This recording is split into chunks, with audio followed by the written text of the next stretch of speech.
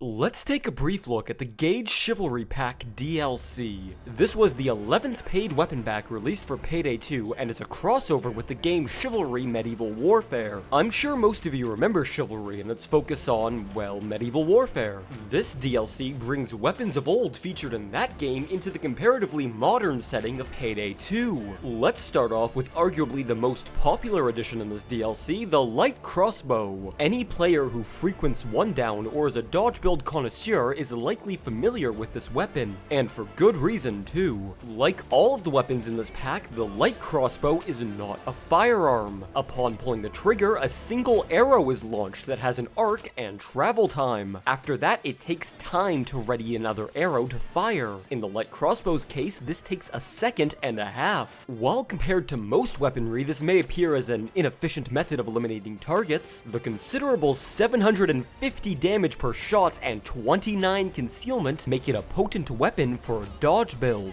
In fact, the light crossbow has the starring role in my One Down dodge build. A link to that video is up in the corner. If you're looking for more damage, the heavy crossbow is a bulkier version of the light crossbow, although ironically is only 1 point less concealed. 2,000 damage per shot is nothing to sneeze at, however, there is a catch. After firing an arrow, this weapon takes a crippling 2.5 seconds to rearm, a full second longer than the light crossbow. And while the extra damage may seem worth the trade-off, even on One Down, the light crossbow will still one-shot headshot nearly any target you'll be facing off against. Then again, if you're playing with an AI that has a reload speed increase, bypassing this weapon's main weakness, the buffed damage will be appreciated for bulkier targets like bulldozers and bosses. Either of these crossbows, while taking a bit of getting used to, can be effective with some practice. In contrast to the English Longbow. I'm not going to waste time on this one and just out and say how much I despise this weapon. If I never have to use the English Longbow again, it will be too soon. I'm entirely convinced that this weapon was designed to infuriate the user, forged in the darkest depths of hell by some chaotic evil deity that draws pleasure in the misery of bank robbers. The high rate of fire the Longbow boasts is entirely fictional, requiring an exceptionally slow arm and draw time between every shot.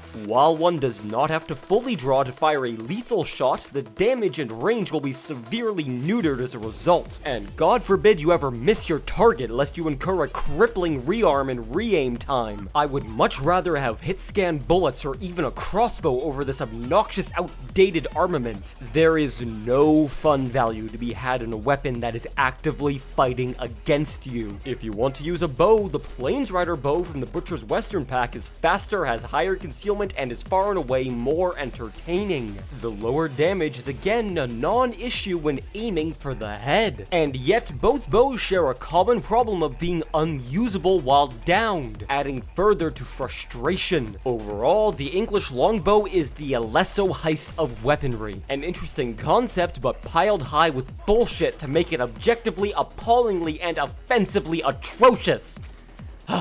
So, all three of these weapons share common features. They can all be outfitted with poison arrows, which severely neuter the damage in exchange for poisoning targets. This will stun and deal damage over time. I personally don't care for this trade-off, but seeing as poison will afflict enemies even through body armor, I could see the potential advantage. I myself, however, much prefer the explosive arrows that will detonate upon contact with any surface. While this bypasses these medieval weapons' inherently silent nature, the upsides ring true via crowd and shield elimination. The light crossbow armed with explosive bolts is a particularly popular choice among dodge enthusiasts, although for obvious reasons explosive arrows cannot be picked back up upon firing. Poison and normal arrows, however, will stick around after being fired and can be retrieved for reuse. Swansong has some funky interactions with these weapons as a result. An arrow fired during Swansong can still be retrieved without depleting an arrow from your quiver, so to speak.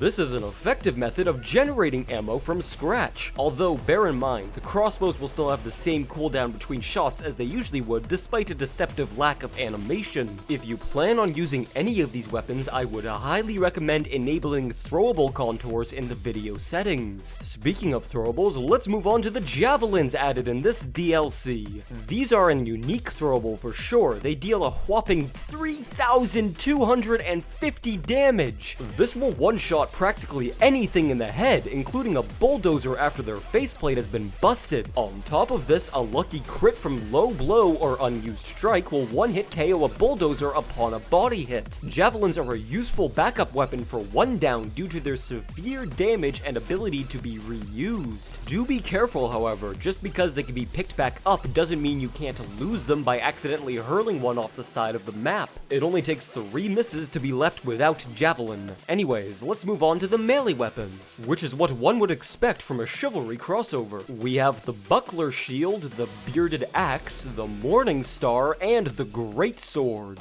These weapons are...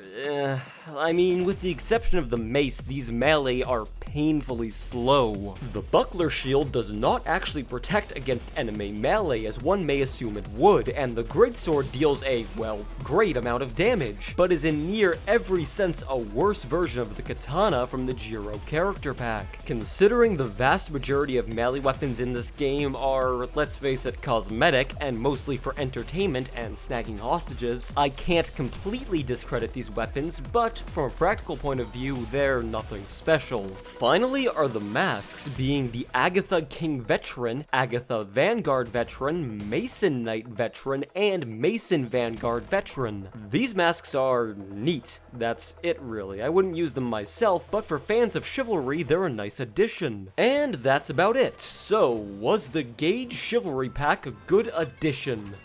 In my opinion, not really, no. I mean, bringing weapons of old to a modern-day bank heist is a novel concept for sure, and I'm not discrediting the entertainment value, but these weapons range from completely useless to arguably overpowered. This DLC's balancing is extraordinarily poor all around. I have nothing against Chivalry and appreciate the crossover in concept, however, in practice, all this DLC really did was create an unorthodox one-down meta, despite being released far earlier than the difficulty itself. And again, from an entertainment perspective, I get it, but you'd have to be a far more patient heister than I to deal with the slow striking weaponry in this pack. I really do wish I could say that I like this DLC, as I'm a fan of Torn Banner and varying up the weapon roster. But when you really think about it, I guess this was the only possible outcome.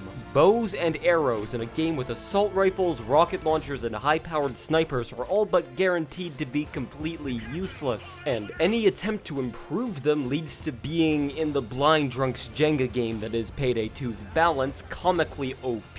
It's just the sad truth of the matter. Thanks for watching, and take it easy.